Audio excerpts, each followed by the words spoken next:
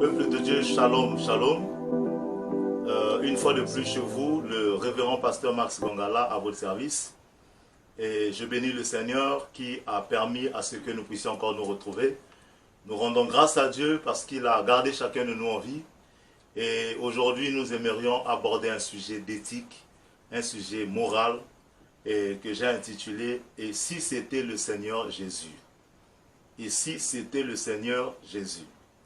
Bien-aimés, il est pour nous question de mettre à la lumière des enfants de Dieu un certain nombre d'éléments pourrions amener tout un chacun au respect des normes et des principes de la fondation chrétienne.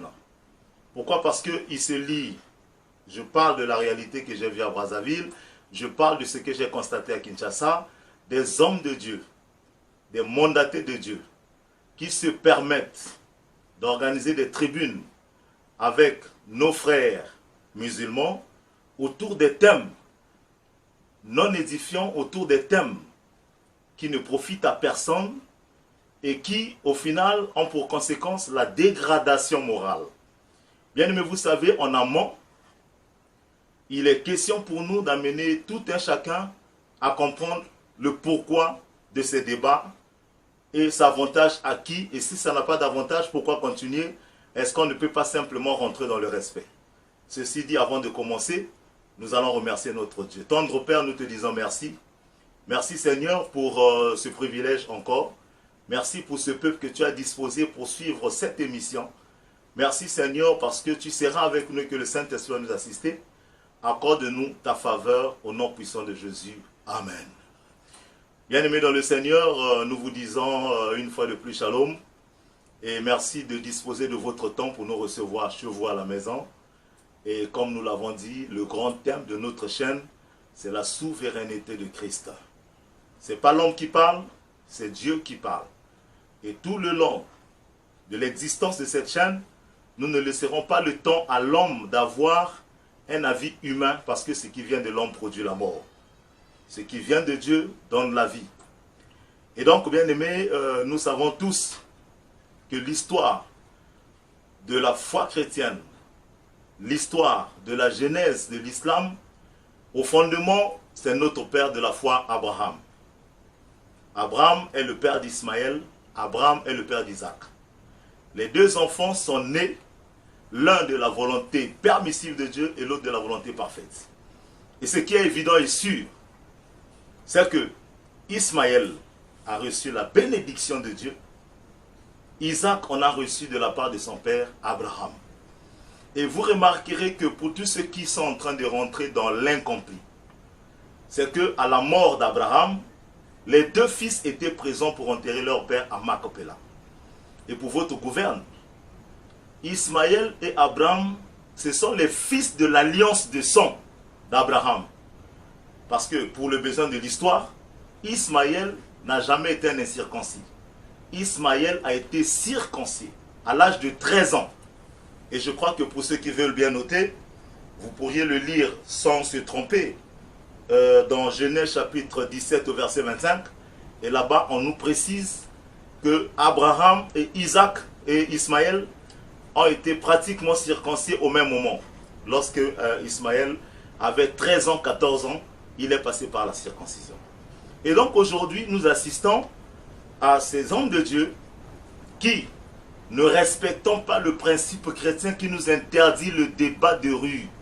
Paul dit ne discutons pas de la parole de Dieu parce que la parole de Dieu c'est le ainsi soit-il, c'est le amen. La parole de Dieu n'a pas besoin d'être discutée dans la rue parce qu'au fait il n'est pas question d'amener qui que ce soit à la conversion. Le grand problème est que je me pose la question, est-ce que ce débat est spirituel ou simplement idéologique? Est-ce que c'est un débat de revendication d'intérêt? On revendique quoi? Et pourquoi voudrait-on amener l'autre à laisser sa confession pour venir chez l'autre? Et vous vous rendez compte que ce débat teinté d'irréalisme est un débat qui produit au sein de la population et surtout de la couche juvénile de nos nations, de nos États, ce qu'on peut qualifier de la méchanceté. Parce que c'est un débat qui veut à tout prix voir une pensée être primée. Or, vouloir valoriser une certaine position, une certaine conviction religieuse, cela produit la haine, cela produit la violence, cela produit la méchanceté, la médisance. Et c'est ce que la Bible nous interdit dans le livre bien-aimé de Romains 14, au verset 1. Il est dit, ne discutez pas sur les opinions. Et 1 Timothée 6, verset 5, verset 54 nous dit, nous parle de la conséquence de la discussion. Et quand nous allons dans 2 Timothée 2 au verset 23, la Bible nous démontre ce qu'il faudrait faire. C'est-à-dire que lorsque nous rentrons dans des discussions, nous ouvrons la porte à la querelle, nous ouvrons la porte à la déconsidération de son prochain, et finalement cela produit la haine. Nous voulons voir nos États être développés, mais pour le développement, il faudrait accepter le principe du vivre ensemble. Mais pour vivre ensemble, il faut la considération et l'acceptation des autres. Or, ce genre de débat est un débat de disqualification.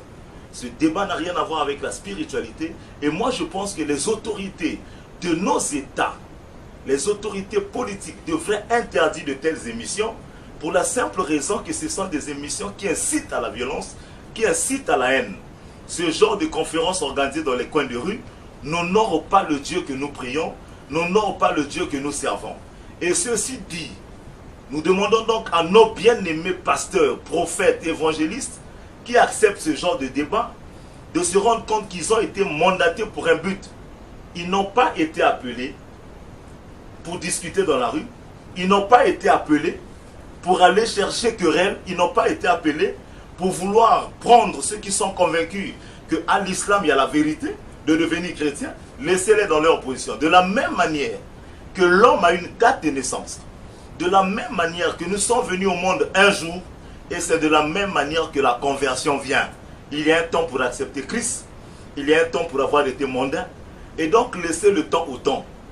Ce débat ne peut pas faire de telle sorte que le musulman veut voir le pasteur devenir musulman, le pasteur veut voir l'imam devenir chrétien. C'est un débat d'impossibilité. C'est une distraction de l'esprit qui ne peut pas honorer notre Seigneur et notre Dieu. Nous pensons simplement que ce genre de pratique a amené trop de conflits dans le continent africain. Aujourd'hui, la RCA est divisée. Bangui a des problèmes parce que la religion a posé problème. On ne supporte plus les uns les autres, et ce qui n'est pas humain, ce qui n'est pas spirituel. Que ce soit l'islam, que ce soit le christianisme, je pense que le principe fondamental, c'est l'amour du prochain. Le Dieu qu'on appelle Dieu chez les chrétiens, dans certaines langues, en lingala on l'appelle Nzambe, quelque part on l'appelle Nzakomba. Quand on va en Afrique de l'Ouest, chez mes frères béninois ou togolais, on l'appelle Mao, et en anglais on dit God. C'est le même Dieu. Et l'appellation de Dieu ne devait pas poser problème. Et je pense qu'il n'y a pas d'injonction à faire. Respectons les principes, laissons le temps à la parole de Dieu de parfaire tout un chacun. Ce débat est un débat de dégradation de la moralité. Nos sociétés sont des sociétés faibles. Nous sommes à la quête du développement.